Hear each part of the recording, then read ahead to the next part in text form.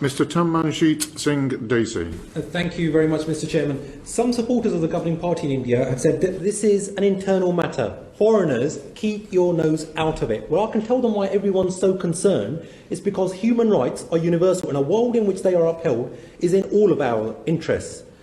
Hundreds of farmers have died already because of the freezing cold and because of ill health while protesting. For those of us whose parents and grandparents have been tilling the land in the Punjab, have a strong connection with the land, and whose family and friends are involved in the protests, imagine our collective pain when we see scenes of tear gas, water cannon and brute force being used against them, when we see them herded into the protest sites like animals with metal barricades, barbed wire and deadly steel spikes installed in the road, as if it was some sort of international border and not the outskirts of the capital city. The irony of it, Mr Chairman, is that many of them have actually served on the border, or their children or grandchildren are currently serving in the army. Mercilessly, their water supply, sanitation, electricity and internet have been intermittently cut. Trade unionists, human rights activists and journalists, including young women, have been arrested with reports of sexual assault and torture while in custody. The millions of protesters are from across India and different faiths,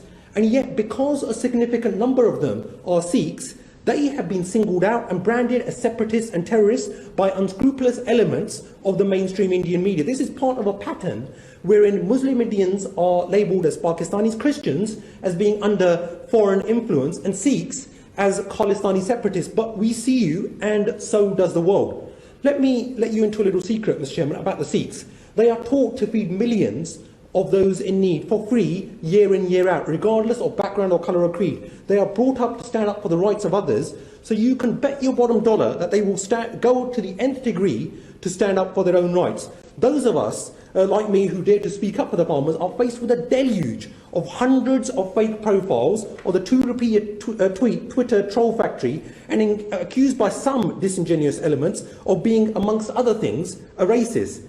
I don't need lectures from them about the wonders of India. I've been fortunate enough to have lived and studied in India for over 4 years, learned to converse in Punjabi, Hindi and Urdu, travelled the length and breadth of this beautiful country, and experienced firsthand the warmth and welcome of its lovely people. And while I'm at it, let me also debunk another myth used to silence anyone in Britain, because if they offer anything but praise, they must apparently have a colonial hangout. To those people, I would say, while we spend most of our time discussing national issues, the beauty of being a British parliamentarian is, in the mother of all parliaments, is that almost every day we conduct debates about what is happening around the world.